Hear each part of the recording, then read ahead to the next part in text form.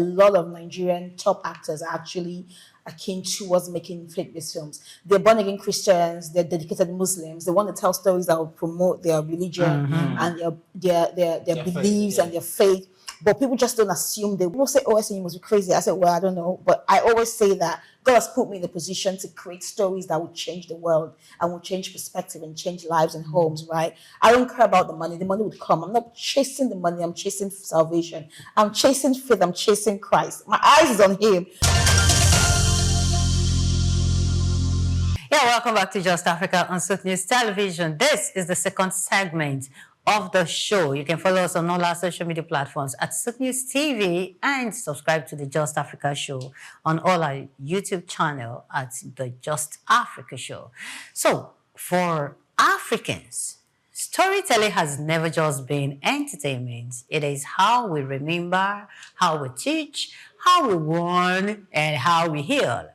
Long before cameras and screens, stories were shared in circles filled with symbols, lessons, and emotion.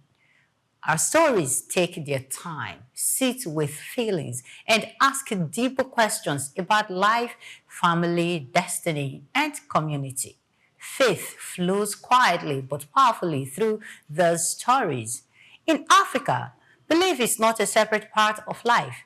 It is woven into everyday decisions, struggles, and hopes.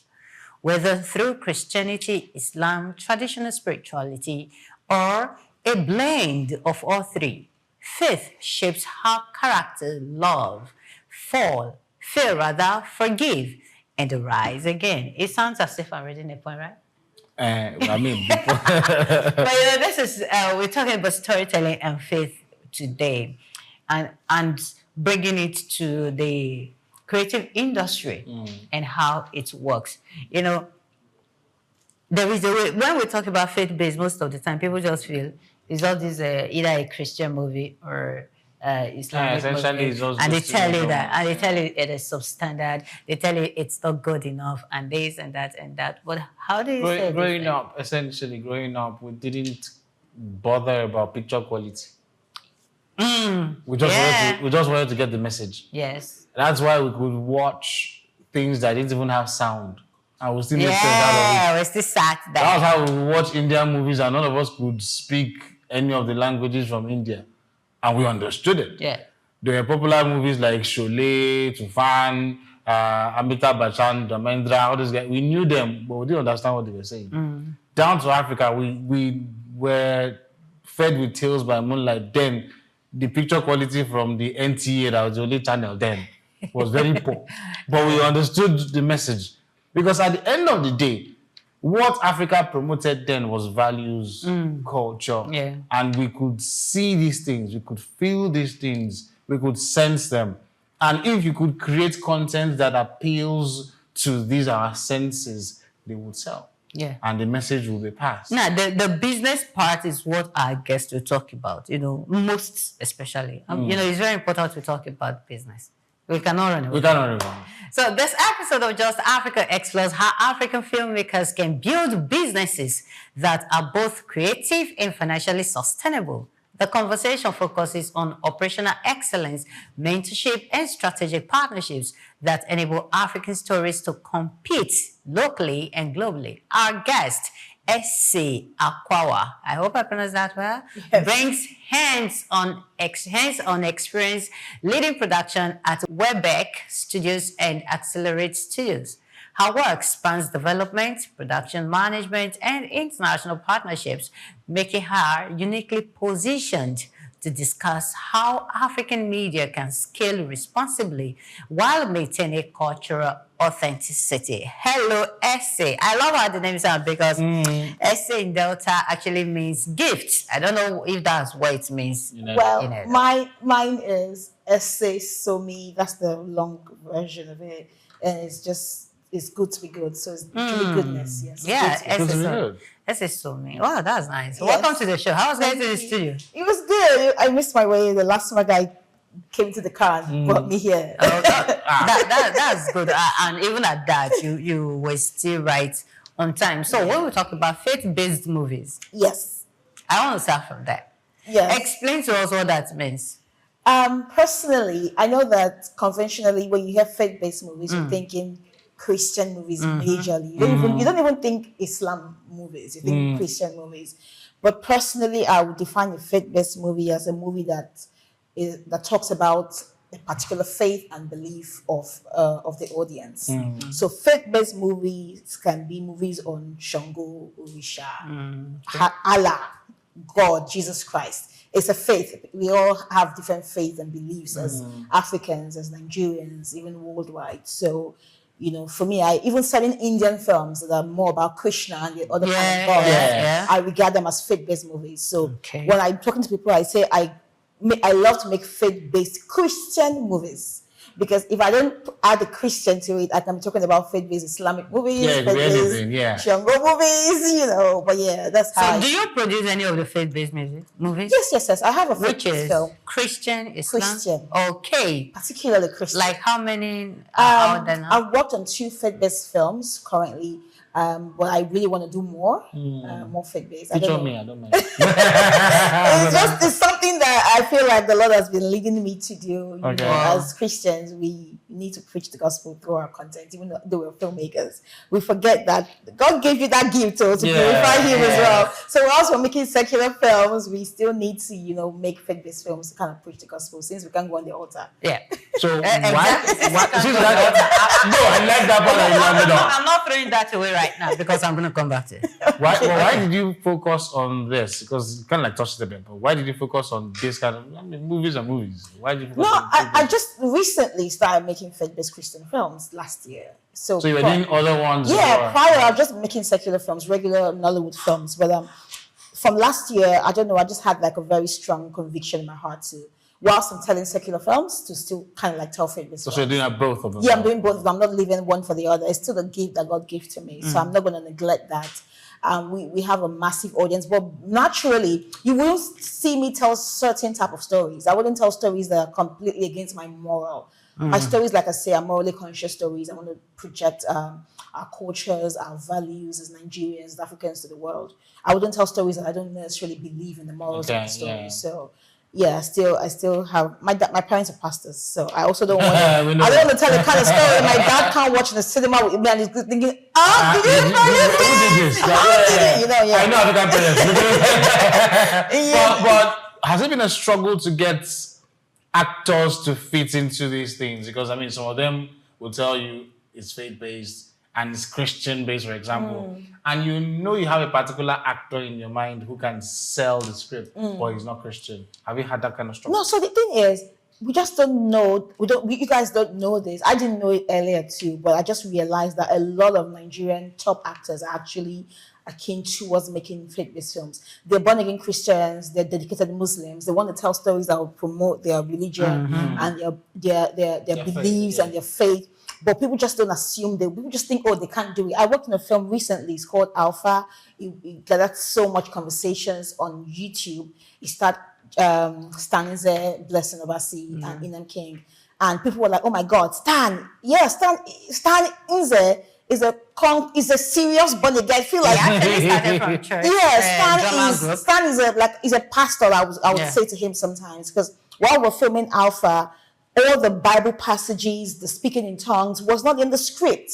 Stan literally started doing that because of how much he has fed himself with the Word of God and the Bible. So there are a lot of people out there people like Etim Efyong. These are people who you can put in front of the screen to tell the faith-based stories, and they'll kill it. And they'll also tell good secular stories. They'll also kill it because God has put a talent in them. So I don't think it's a challenge to get actors who can tell good faith-based stories. Okay, I love the way faith-based movies are going these days. Prior to now, when I see faith-based movies, I don't watch them. Yeah. I don't, yes, because of the quality. Yes. Because of the storyline. There are some things, movies are meant make-believe, yes. Yeah. So when I see some things in faith-based movies, I don't watch it. Now the question is, how do you help ensure that your viewers don't tune off like me? Absolutely. And that's a very good question, because I was in a panel session sometime last year and this question was asked about faith-based movies not getting that much attention or have that much. We don't put that much effort into it like we put in our secular films. And we, I feel like we new generation filmmakers are trying to change that perception.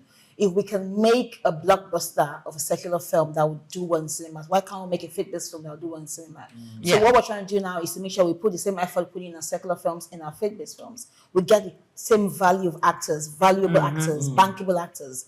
So, and I'll still send you back to Alpha. If you watch Alpha, on my YouTube channel, I feel like Alpha is the most expensive film I have on my channel. I put in so much money in that film because for me, it wasn't just about a business strategy. It was about also letting God understand that I'm taking a thing above every other thing I'm doing. I'm not going to put the name of God out there and make it subpar and try to promote whatever immorality or whatever and put so much money in it. So for me, it's about us making sure that our federal films have good quality, good sound. It's not back then watching Mount Zion films, like you said earlier when you were speaking, they were subpar, the low quality, but we enjoyed it. But why do we enjoy the story? So and that's one thing that's the only thing we have in Africa. I always say we can't compete with Hollywood in terms of technicalities, in terms of locations. All we have is our stories. And if we can take more time, spend more time in making sure our stories are well grounded, they're relatable, someone can watch them and say, oh my God, like you guys need to watch Alpha. People kept saying, "Oh my God, this is so real. This happened to me. I forgive my brother now. Oh my God, this is for me. It's about telling a story that's relatable to us Nigerians, us Africans, whilst also making sure it's standard quality. That'll make you enjoy it and put your favorites there. Because I know you have favorites. And put your favorites in front of you as well. So when you see your favorite doing this and preaching the gospel or talking about Christ, talking about their faith in front of the camera, right? You are convinced that, oh my God, if they can do it, why can't I do it? Why can't I do it? Yes, so I've also seen so much criticism from people who practice the faith when some movies come out, are released. I'm going to use this, though not a full movie, but I'll go make reference to it. That's Herod. That was done December. Herod was done December last year. It was stage play. What's the name of PJ? Pastor Jeremiah Odukoya. Yes. What he did was beautiful. Bringing down the birth of Christ, relating it with our everyday life as Africans. But the criticism that came with that stage performance was something else. Really? No. Now, the question is, people who are supposed to be promoting some faith-based movies are the ones criticizing it. How do you balance both? Okay, I'm trying to do something that promotes my faith, and I'm relating it, bringing it home for everyone to understand, and someone says it is wrong. How do you even keep going? This is an argument. I don't want to say it's an argument, but it's a conversation that we're still having. Like I said, I was in a panel session sometime last year, and what we said is, we Christians are so not united, and it's alarming to see. When you see Islam, when you do something, I don't care if it's the mosque in Ojo-Elegba that did it or the mosque in Lekki Phase 1. They agree on it completely together. But in Christianity, especially in Nigeria, you know, one church wants to do their own film and that church wants to do their own film. If we cannot come together and do a film and do it well, I mean, now someone is criticizing that particular performance or that stage play because it wasn't their church that did it, or because their church wasn't affiliated to the production. They're thinking we could have done it better.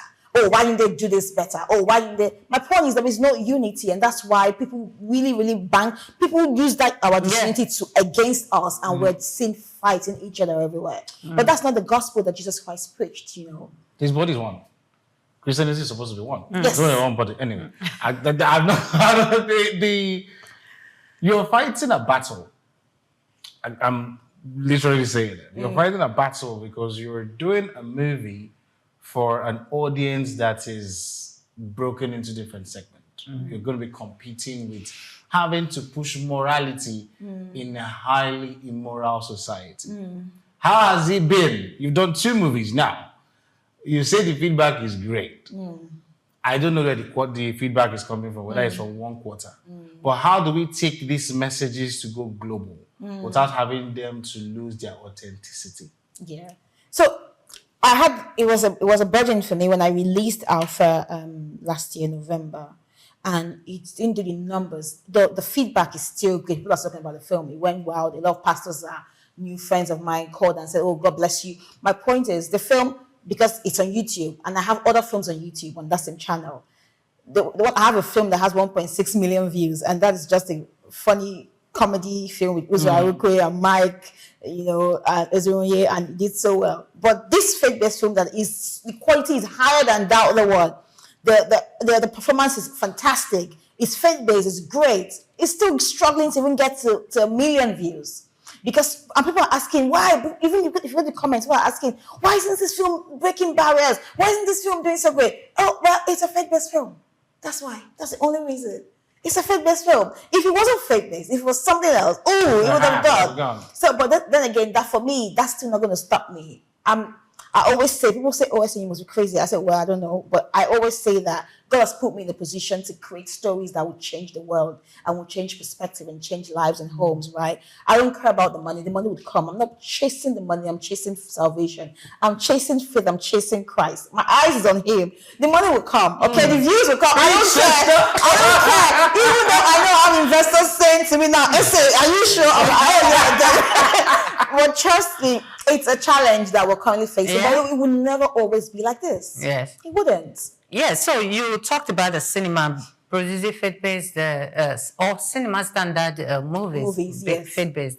Now, how is the ones that we have now, how do you think they're doing at the cinema? I know that some actually did well, like Bread of Life. Yes, exactly. So, but how, generally? To be fair, generally, yes, faith-based films are not really breaking box office. I know Laju has been consistent, Pastor Laju in Iran. She's been consistent in producing, even her husband, Pastor Aaron, has been consistent in producing faith-based films for cinema. It hasn't broken the box office yet, but it's just now we're putting so much money into faith-based for cinema and for the big screens, right? It will happen. It won't just happen overnight. We need to keep at it. Very soon, you'll start seeing faith-based movies doing 2 billion in cinemas, 5 billion in cinemas, It's, for me, I'm not someone who believes that fast, it should just happen. It will happen eventually. Let's have more people invest, more investors, see a faith-based film proposal and say, you know what, I want to put money into this. Yes, investors. Yeah. Do they really show interest in faith-based movies? Most of the people that show interest are mostly, maybe they're Christians, they have Christian values, they're, pastors. But in general, an average investor doesn't believe in a faith-based project. They think, it's not going to sell. Oh, we'll make our money back. Nah, let's just do something else. It's a challenge. So I like the fact that you've led 2 studios, essentially. Yes. I mean, you still do. Yes. So then, how much did you learn from producing Alpha? Because the truth is, even if it's a mistake, you learn from your mistake to do better next time. So how much did you learn from producing Alpha? Because you've hyped the movie, I've not seen the movie. You should see it. And in my head, I'm like, okay, if she claims it's this good, yes, right, and it's not doing the numbers, there's something that you could learn so that you fix it in the next one. What are some of these feedbacks that you got? So I worked at Accelerate Studios for 5 years and 7 months. I headed the studio before I left to set up my own studio, Webex Studios, alongside some of my partners. And I'm currently sitting as CEO. And prior to Accelerate, I've been producing. I have 14 years experience in producing for television and film. I've had a couple of experiences, but when it comes to producing faith-based films, I started doing that just last year. And what I've noticed, I thought, it's faith-based, it will naturally, and it's a good story, it was shot well, it would just sell itself. I didn't do so much of marketing, which was one thing I think I'd flopped in, but I'm taking a learning from that no matter what, you think it's faith-based, you shot it well, you have some good actors, performance was great. No, you have to still do the amount of marketing you do for secular films. Yes. Secular film actors and productions, they go all out. So if you're making a faith-based film, you also need to go all out. Don't sit on the Bible and say you be kabashing. The Bible says faith without works is what? It's dead. So you need to do the work as well. So that was something I didn't really do for Alpha, but I've taken a learning from that. So my next big faith-based film, I'll go all out like it's my last film on earth. Okay, so you've been a producer for About 14 years. That's a long time. That's a long time. So I guess you started mentoring people. And how is it going? It's fantastic. I don't see myself doing anything else than producing. Some days I want to quit, but I sleep and I wake up. I'm like, oh yeah, I love my job.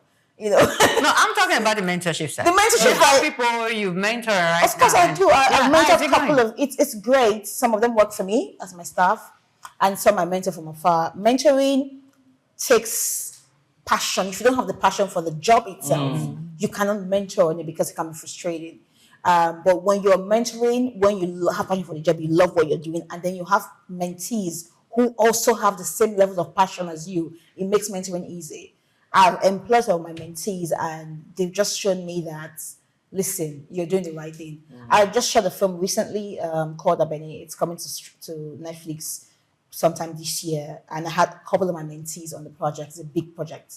I didn't put me on it. Millions. And I had a couple of my mentees on it, and I could see their zeal, their passion. When I see my mentees do great things, listen, I'm just like a proud mom. Of course. I'm just like, oh wow. Of course. And I want to do more for girls, you know. And I've had this passion to go to secondary schools and catch them young, not for in front of the camera, like a lot of them want to be. A lot of them have skill sets for behind the camera.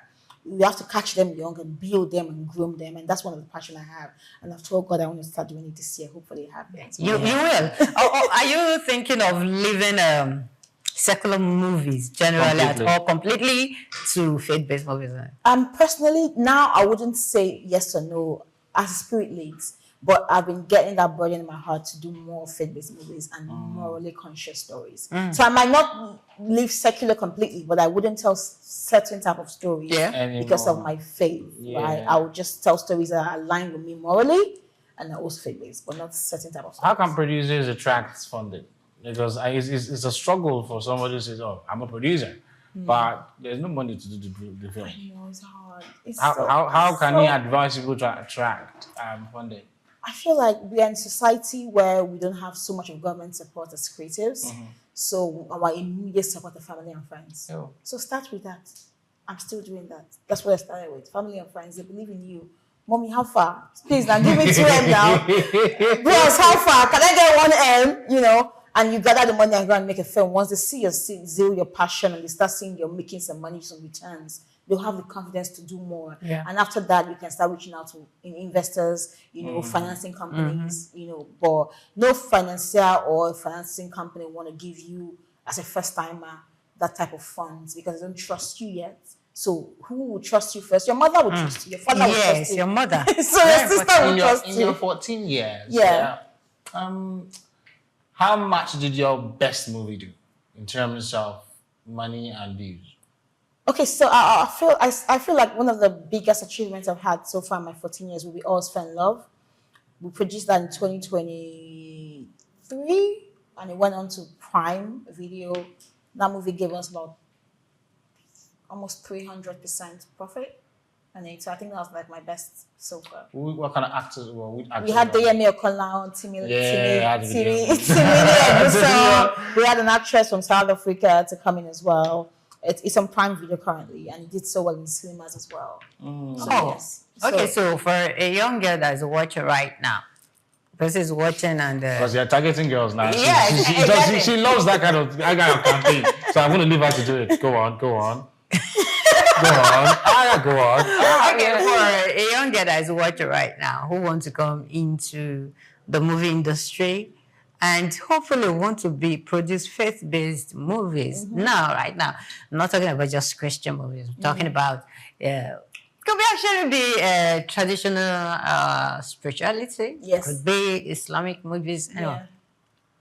What message will you drop for her?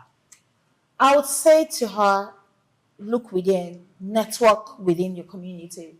You know, look within your community, within your environment, and get people who have interest in storytelling, who have interest in film and television, and approach them to support you.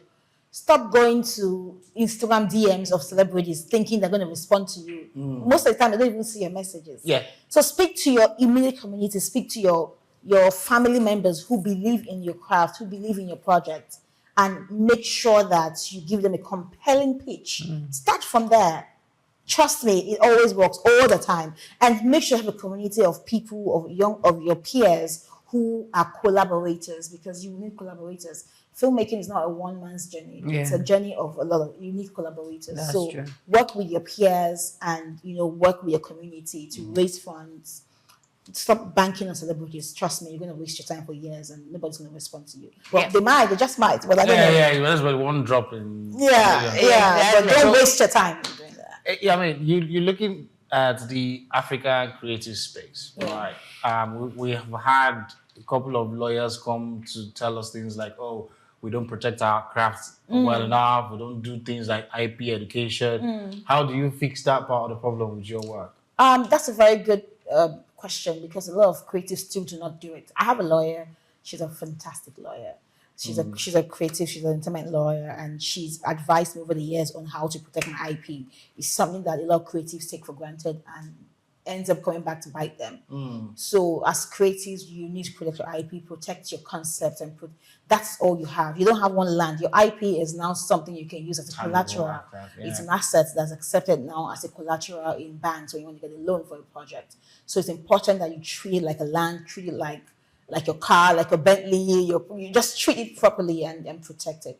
So that's one I would advise people to take more serious. It's not that expensive to copyright these things. Okay, so before we let you go, we still want to ask, what movie would you tell the people to go out to watch now? Guys, please go and watch Alpha. You have to be Alpha, ain't it? Go and watch Alpha on Nolly Film Media on YouTube. On YouTube, Nolly Film Media channel on YouTube. Alpha. You're gonna love it. Trust me. Oh my God, you're gonna love it. The fact that you even mentioned standings, I love standings. Oh, great! And you see Stan doing something different in this. You'll be like, oh my God, you see Stan in a different light. All right, thank you very much, Esse. Because of time, we have to run. But before you go, she's from Edo State. Yeah, she told us that before. She's from Edo State, and probably she likes black soup and pounded yam. I've not had that soup in years, but I love it. My mom used to make it for us back in the day. Oh God, I mean. Now I'm craving black soup. So that shows she's an African. Yes, from Edo State. So before you go, you're going to say hello to viewers in what dialect do you speak? Sir? What do you speak? Isha. You speak I told you. Is it Isa? Disclaimer, I've never been to my village before. No, you don't really have to get to your village to know how to speak a dialect. No, I can speak Yoruba. You're going to speak Edo. Because Dr. Dahusa is actually watching you right now, and he's waiting for you to speak your dialect. One more. So you have a homework. You have to go and learn how to greet it. Don't worry, you'll see Dr. downstairs. He's going to tell you. He's going to tell you something. Okay, so you speak Yoruba to say. To tell them whatever you want to tell them, and tell them to keep watching Sook News TV, and of course subscribe to the Just Africa show. Okay. Ẹ ṣé o gbogbo ènìyàn. I told you. Please keep watching Sook. When you put me on the spot, I told you. Yeah, thank you so much. Thank you so much for coming on the Thank you show. so much for having me. We'll have to bring you back another time. Thank It has been an interesting conversation. Amazing. Lovely to have you guys with me here, Okay, so Amolu. Well, I mean, now that it's a thing, because it's looking like it's making a comeback. Yeah. Again, I didn't used to see faith-based movies from this light, because the picture we used to have when it was here is those Zion movies. Yeah. And those are the ones that still stay. I'm sorry. But now that there's a new culture, there's a new system of doing movies the way we know it now, at the same time now still trying to preserve the faith, the culture, the values, it's a good thing. It's something that we should promote. It's something that, I'm not saying it now maybe from just one religion. I'm saying any of them, right, should begin to come out. Because look, in our own way of storytelling, we will need to use every means necessary. Yeah. We're in a society where immorality is beginning to take shape and begin to now make you that is staying to values look like the odd one, when it's supposed to be the other way. So I mean, if we're going to have more of this kind of stories being told, irrespective of religion right now, so long as you're sticking to the values and the ethics of this culture, we need to promote this kind of conversation. Yeah, thank you, Manuel. So this episode reinforces that African storytelling is about more than entertainment. It's about cultural influence, faith, and building sustainable media enterprises. Viewers are encouraged to rethink how creative businesses operate, combining purpose-driven storytelling with operational discipline, mentorship, and strategic partnership. A very big thank you to you, dear viewers, for staying tuned and watching Just Africa today. And being the Friday, we're wishing you a happy weekend. Please ensure you follow us on all our social media platforms at Sook News TV and subscribe to the Just Africa show on our YouTube channel. Until come your way next week, my name is Omivi Idolo. Thank you for watching.